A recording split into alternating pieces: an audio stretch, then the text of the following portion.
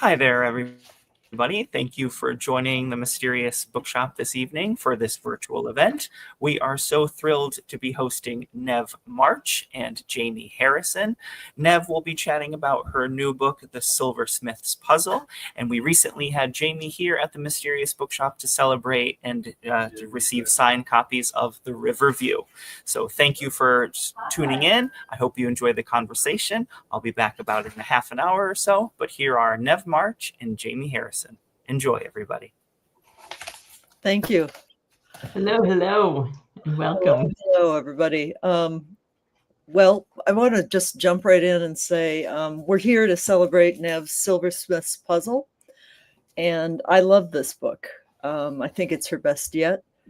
But so many of the themes that run through her novels run through here, especially inequality, the clash of cultures, the clash of times. It's a wonderfully detailed and beautifully resonant picture of Bombay in the 1890s, at a time when I think that city and so many cities were in flux. And Nev really goes out of her way to pick moments and times that sort of pick up the sort of harsh points in that period. And she's done it again in Bombay. Rich and poor and the gradations between, the interplay between different faiths and ethnic groups and customs. I could practically smell the city, good and bad. And I really wanted to go back through and write down all the foods that everybody eats. They're just delicious, delicious descriptions in here. You could get a second profitable career with Rick Steves, I believe. Oh, thank you. I might just do some of those in my social media. So if you're listening in or listening to a recording, follow me and follow Jamie, and I'll put in some recipes of those yummy recipes. That'd be great. That'd be great. That would be wonderful. How'd you settle on the plot for this one? Did you know? Go ahead. How'd you settle on this one? Yeah, each time I think I've got it and then it changes, right? So I do my plotting on Excel. I had this idea that there was a silversmith who's really a renegade goldsmith. It's kind of a come down in life because he's been discarded by his family. And where did all that come from? There was a real person, Dirsha Framji, and he's Adi. My character Adi is based on this guy. I never use the name Godrej. That's the family that he belonged to and the foundation that he created. But Adi is very much based on this guy, and this guy had this failed business, this failed entrepreneurial business before he became successful. And what was that business? He was making scalpels from Indian steel. Yeah, and it failed because he would not stamp made in UK. He would not tell a lie. So all of that is in the book, and he's a real guy. But it occurred to me to come up with a fictitious reason why the business failed. and therefore, I have this partner who is the very ambiguous victim. We're not quite sure whether he's a good guy or a bad guy because he has so many secrets. And that is fascinating because Satya never really appears in the book because he's already dead. By the time we read page 1, he's already dead. But he's still shrouded in mystery. And the book is a series of revelations on those secrets that get deeper and deeper. And at the end, it just smacks you. It's a great click at the end. Thank you. So this is what I mean is I thought I had it. And then I write out an outline, and then again it changes, and then again it changes. I'm going, oh my gosh, this is getting too involved. I have to cut something, but it all works. So what do you cut? I was going to ask you because you're a maximalist. I mean, you I think have a tendency. You read about a period too. You know a lot about the period from the beginning, but I think you want to add everything that you find fascinating into a book. It feels that way. I have left out tons and I've cut out tons. And despite that, there's so much there. So I do compress a lot in there, and I do follow the characters who, the story comes out of the characters' emotions and their desires and their complexities. And even the littlest character, the 5-year-old, gets her, her moment. So you're right. It does grow beyond what I intended. And it happens each time to me. So my goal now for book number 5 is to try to be more focused if I can possibly. So Jamie, I think we've lost you briefly, but I think you will just momentarily come back. Yeah. So let me see. Since it's recording, I'm going to keep going and let her come back. And in order to give you a sense of the place, we talked about reading this bit. So I'll just read a page from the book because it'll give you a sense and flavor for the time period, and the things that were going on at the time. And then I think Jamie will just join us at that point. So here's chapter 5. It's page 29. To ride through Bombay's sleepy streets was to step back in time. A warm breeze blew through the carriage, lifting Diana's hat, so she took it off and leaned to peer through the window. From the P&O Company dockyard, we rode past a round building, the Mazagon ice factory, which exuded the ripe odor of fish. Brown sawdust carpeted the road. Bullock carts lined the roadside, loaded with ice blocks, sheathed in sawdust and jute against the heat. Sleepy houses with terracotta roofs clustered along the road. I spotted a Zoroastrian fire temple, flanked by winged bulls carved onto pillars, and the brick front of St. Peter's Church. By the way, that's the school I went to. Adorned with cawing crows, a large sign proudly proclaimed the squat building as St. Peter's School. Curving past warehouses on Mazagon Road, we passed the vast edifice of Jamshedji's hospital with a long row of windows and wings reaching out around a central pond. Next came the pointed Islamic archways of Grant Medical College, which sported spires and a crenellated roof like a medieval fortress. Obelisk Road led onto crowded Grunt Road, where barking stray dogs accompanied us partway. The road climbed through a busy market, each cart surrounded with milling customers. Temples. We passed small roadside shrines, just marigolds piled around a statue at the foot of a tree, and also tall pagoda-like spires heavy with stone ornamentation. The chime of temple bells grew louder as we passed, then faded into the distance. Strange how I'd forgotten that sound. To me, Bombay meant birds, tongas, street vendors. No, that's okay, Jamie. I'm just reading the paragraph we talked about. And the rumble of trains. However, almost every street boasted a temple, mosque, or church, and often all three.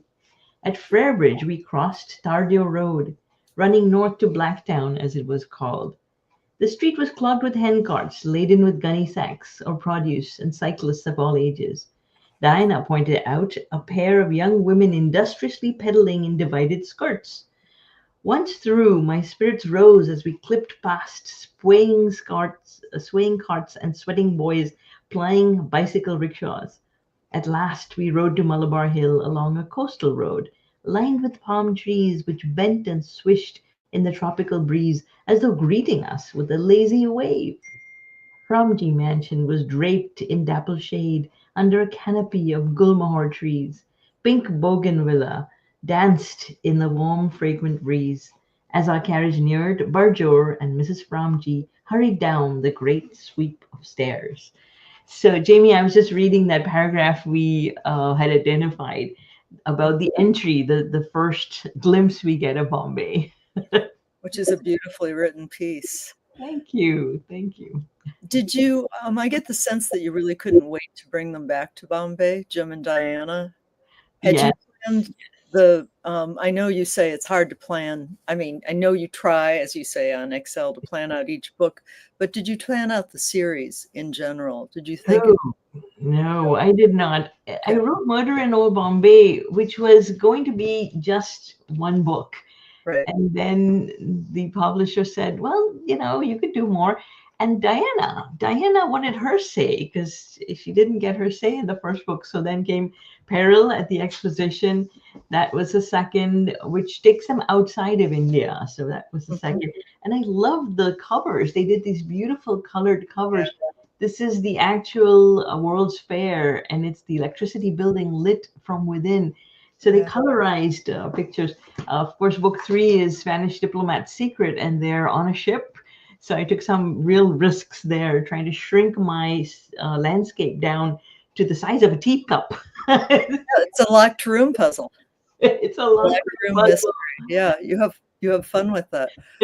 And of course, I had to bring them back. So I have been itching to bring them back to Bombay. That's what I thought, and it was fascinating reading about Boston and Murder at the Exposition. Boston and Chicago both come completely to life, and Chicago, that was a rough period in Chicago. Oh yeah. Oh yeah. The World's Fair, so much happening. I couldn't believe it. I mean, you're talking about trying to pack stuff out. I left out tons of things in that book. You had H.H. Holmes, right? The murderer. I left him out of the book because there was already so much in there.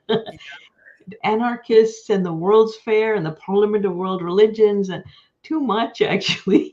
Right. Well, plus plotting, because you have fairly complex plots to lay upon a fairly complex time. So it's a balancing act, right? Yes. And the goal is to go back to a critical time and have, through one or the other of the characters, have some sense of what they were struggling with and some conclusion. So that whole Peril at the Exposition, that piece really laid the foundations of our today's red-blue divide. It's why one group thinks one way and the other group thinks another way. It's essentially the birth of the labor movement and the conflict that middle-class people felt. So I'm trying to distill the problems and quandaries of a time that still are with us. They're not irrelevant. Well, in fact, there are so many parallels between the 1890s and where we are now. It only gets more so, and that was a real more so period, with political violence, with inequality, and hopping time you've picked for your people. I wonder too, how much of your fascination with this, you work religion into this too. You work your own background. Can you talk a little bit about your Parsi background and how you really have that play out in Jim and Diana's relationship? Absolutely. So I've always known that my community, which is the medieval, they're descendants of medieval refugees that came from Persia, now Iran, but at that time Persia, to India. So these are the Parsi Zoroastrians, Zoroastrian being the religion, Parsi being the ethnicity from Pars, which was Persia's old name. It's a very small community, about 100,000 people worldwide. And I've always known that there was inequality within it. It is a small community and therefore has been, especially in the 1800s, terrified of losing the youths through intermarriage to other religions. And therefore, a lot of the rules that they came up are not religious rules. They're just created in order to try to enforce endogamy, marriage within the community. But I love the community. I'm very active within the community here in the Northeast in the New York chapter. I'm vice president of the association. There are 400 families here. And I feel I'm very much a liberal. I feel very strongly that the community has a lot to offer the world. And, some of our famous members of the community are Zubin Mehta, Freddie Mercury was born, right? Zoroastrian, and many, many others. And Mystery, isn't he? Brighton Mystery, the author, there's been so many. Indira Gandhi married a Parsi, Feroz Gandhi. She was Prime Minister of India. But there have been so many illustrious Parsis and Zoroastrians and philanthropists. Enormous amount of good done, not just to India but worldwide. India's entire COVID vaccine was created by the Poonawallas, who not only produce enough for 1.5 billion people, but enough to export to the rest of the world. Right. Well, and it seems like the Parsis as a people have done better than many small groups. You know, your small ancient group found a way to be both modern and culturally authentic, if you know what I mean, to keep their identity while moving on to this world, which Yeah, is sort of what your character Diana seems to be trying to force her family to do. it's exactly right. Diana is the epitome of the modern woman in a non-modern time.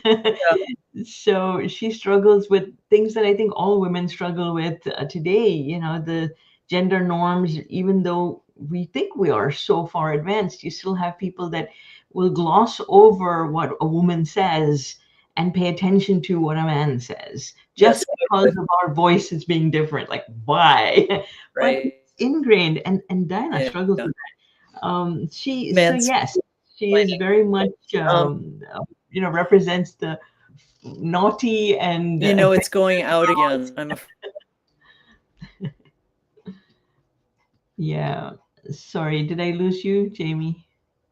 We've got a little spotty connection here. I'm going to give her just another minute and see if I can't get her back. I should also talk a little bit about her family, the Godrej, the Frumji family, sorry. The Frumji family has father, Bairam, and Barjor, actually. Barjor is the father, and Mrs. Frumji, and they're represented, they're very dear to me. They sort of represent family members who have passed on. A lot of their qualities are from those family members. Oh dear, I think I have lost her. I have to wait for her to come back. But if you've read the book, then you'll know that close family community sense that you get in those precious moments together, they serve as a counterpoint to some of the action sequences, the scarier moments. There's, the situation is fraught with danger. There's all kinds of frightening things happening, and assaults and attacks. Even though it's a cozy mystery, some of these things are part of the world, and I would say they're not entirely off stage. They happen to people that Captain Jim cares a lot about. So having a counterpoint in the family togetherness was my goal, to try to do that. I'm going to go back here and see whether I can't get. Oh, there we go. Hello. Hi We there. lost you again. Yeah. I'm here as well, just checking to see if Jamie can log back in with us. No, she's got a little spotty connection going on. That's okay. We'll give her a minute. Yes. Yep. No worries. She was asking me about, just checking if she sent me some messages, but not yet. No, she was asking me about, my background and some of the characters. And I'll tell you, quite honestly, a lot of the characters are based on people I knew. They're people who have passed away. Hey, Jamie, there you are. Hi. We had some massive thunderstorms about an hour ago, and I think that's what's happened, because I don't typically have problems, even though we're in the deep, dark woods here around the prairie. Sorry about that. No worries. Yeah, go ahead. Well, let's see. I was asking you actually if you had planned all 4 books, and no, you hadn't. But once you wrote that second, didn't you kind of start thinking further into the future? It wasn't. Yeah, I had that idea for the ship, locked room mystery on a steamship. I'd had that idea in my mind for a while. I was playing with it to see whether we could turn that into a short story. Sorry. No, it's okay. It's sort of breaking up a little bit. But I did not know how exactly they were going to get back. And this worked out very nicely to have Adi actually begging for help, because they would not come back willingly. They've left in order to avoid a kerfuffle, right? The scandal of her marrying outside of the community. It's okay. I'm moving to a different spot. So it's talking about why they would come back, right? they wouldn't willingly come back. They would want to, leave the family untouched because their presence is causing a scandal and is causing harm to her family. So they wouldn't want to come back. But this was convenient because Adi begs for help, sends a telegram, and says, "Please come, need help." So, of course, they're going to race back to his rescue. And it's not a small thing he's accused of. He's accused of murder. Yeah. And he will be hanged because there's a lot of evidence against him. Yes. You have your final, your good click ending here is really depends on a wordplay, and it's deeply ironic. The dying man is talking about gold, or is he talking about a daughter? Yes. So sort of that's a great click. And you also end with something about Jim's past that you say you're going to explore. How far are you into this book 5? I'm just outlining it, and like I say, the outlines keep changing. So I know I have some threads I need to resolve in book 5. And the challenge is, if I can't resolve all 3, I think there's 3 of them, at least 3 big ones, then it'll have to be resolved in book 6. Well, that's good though. Your world is living on as it goes. So craft-wise, don't you write out some scenes, even if you're trying to plan the whole thing out? Don't you write some scenes and push them in, or do you do it in order? Do you manage to write in order? So I write the outline because that's my guardrails, right? It helps me, it gives me a sense of confidence, even if I'm not going to exactly follow it, but I know what comes next generally. Then I just write the scenes. And yeah, every now and then there'll be this beautiful shining scene that I have to write, and it's out of order. It's, Right. And it may not go the way I wanted it to. So this is now why I have to change the outline to accommodate that scene.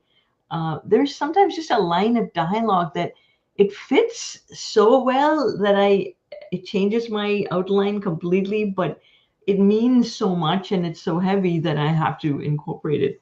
So yeah, maybe it's just an illusion. The outline is an illusion that gives me courage. No, I think it's a necessary framework thing, but I think it's very good. You have to write down those moments that come to you, those moments of dialogue. Sometimes that piece of dialogue is a whole scene you would not have thought of if you were just going. At least that's how I write. Yeah. But I am too far to the extreme, and I will have a lot of the book written in scenes that I then have to knit together, and that is difficult. It's logistically, yes. It's stupid, but no, it's hard. I mean, I am right now in the middle of The Widow Nash, which is fabulous. It's keeping me up. It just, it works. Whatever the method I think that you've come up with, it works because the scenes are so vivid and so interesting. The characters really come to life. So this is why you've written about 5 books now, I think. Seven. Yeah. There's a sort of a sequel to The Widow Nash, but I think that what I like so much about your writing, and what I think we have in common, is this: we want to include a lot. I have this whole last period where I just cut and cut and cut, and some of it is with my very good editor. Yes. I've lain on the floor weeping after he's told me I have to cut things. But then I think I'll put it in the next book. There's a way of using it. Yes. And keeping it. I save all those snippings too. You snip here. And I have a wonderful editor, Jay Langley, who was executive director of the Hunterdon County Democrat. He was a newspaperman for about 50 years. So he hand edits. I had to print out the entire document. He hand edits. And the whole point is that I want his honest feedback. There might be times when he's told me, you've got Jim kind of muscling his way through this problem. It needs to be a little more clever than that. And he's right. So I come up with inventive ways for Jim to figure that problem out rather than just, kind of bullying his way through because he can. I think of those as the clicks. Yes. They're what you come up there, those moments where your character understand something, and they're what pulls people in the book, I think. The reveals, yeah, the reveal clicks. And I think when you're thinking of structure, it's not just an outline, it's the pattern of the book and the sound of it and the sway. And you do that a lot with your chapters too. You have fun with your chapter titles, don't you? I do, absolutely. The chapter title is a little bit of a clue. Sometimes it's a teaser. Sometimes it's giving you a sense of, okay, this is coming, this is coming. Right. Well, it's also very Victorian in a way, or Edwardian. Older novels used to do that, and there's some fun in it. I do that, and sometimes I get rid of them, sometimes I keep them to find my way through the manuscript and to sort of sum up the attitude I want. And, if it's a humorously titled chapter, it does a better job for me than any outline sometimes, just calling it something. So. Absolutely. I love humor. I love humor in books. I love even in mysteries. Wasim Khan does some wonderful work with that. Abir Mukherjee, some of the funniest pieces I've read. And the key is that these are not just thrown in for laughs. They're part of the way that the character thinks. And the contrast between, the characters or what they're thinking and what's going on. And I think because we write about serious material, heavy material, that we need to have that counterpoint. So, well, and we need misfortune. We need to beat up our characters. We need to put them through peril. We need to put them in embarrassing situations. One other thing I wanted to say that you and I both do in our mysteries is we are writing about somebody who is of a place but has made themselves an outsider by leaving for a while or one other way. And it gives you a way of being on the outside with inside knowledge. Yes. This was one of the pivotal decisions very early on that I made in Murder in Old Bombay, which is to have Captain Jim Agniotri, just that name, he's mixed race, and it's in his name.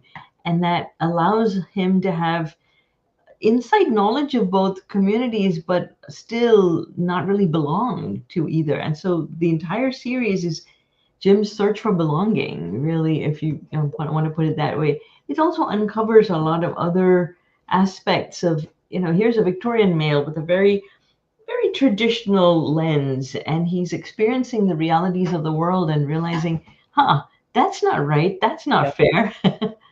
Well, he's experiencing a lot of that through his wife. Yes. Through her. Yes. It's not even that she blossoms. It's all there to begin with. She just starts to take charge. But you also made her an outsider by the marriage. Yes. So both of them are outsiders in book 2 and 3 because they're immigrants. Right. And I got to use my, the experiences that I had. I'm an immigrant. I came from India when I was in my early 20s. And so I totally understand. A lot of the mistakes she makes in book 2 are things I actually did, like, really bloopers, mistakes, blunders that I actually made. There were some very funny moments, very vulnerable moments. So yeah, they had the ring of true. Yeah. Okay. That makes sense. Authenticity. But I do think that there's a value in that, having the, the outsider stepping in through what people inside take for granted. It allows us to bring up those truths. Right. And it allows our reader to feel that they're to identify with our people. Yes. So. Yes, indeed. Yeah. Well, anything else that we should talk about that you want me to bring up or that I should have brought up? No, we talked about humor, talked about the characters, feminism. We mentioned that in our early discussion, and you pointed out that every book has some feminist aspect. It's not just that Diana is so present in each book, but that the harms done to women are very real and they're continuing today. It's not in the past. No, it's very present today. So those are things that, I don't know how anyone can walk through life and not notice.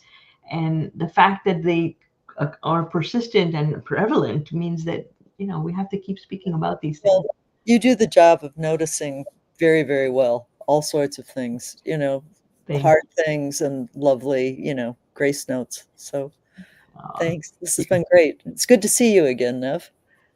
My pleasure. It was lovely to interview you for the River View, and That's cool. enjoyed Yeah. that so much. That was a wonderful book, and I am really enjoying The Widow Nash as well. It's been Thanks so much.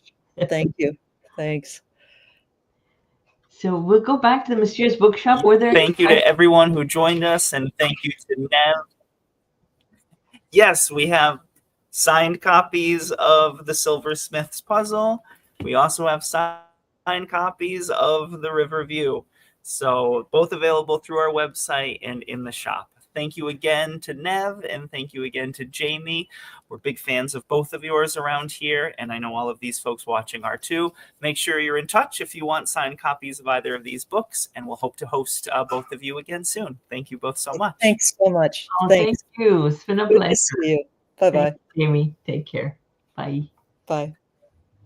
Have a good evening, everybody.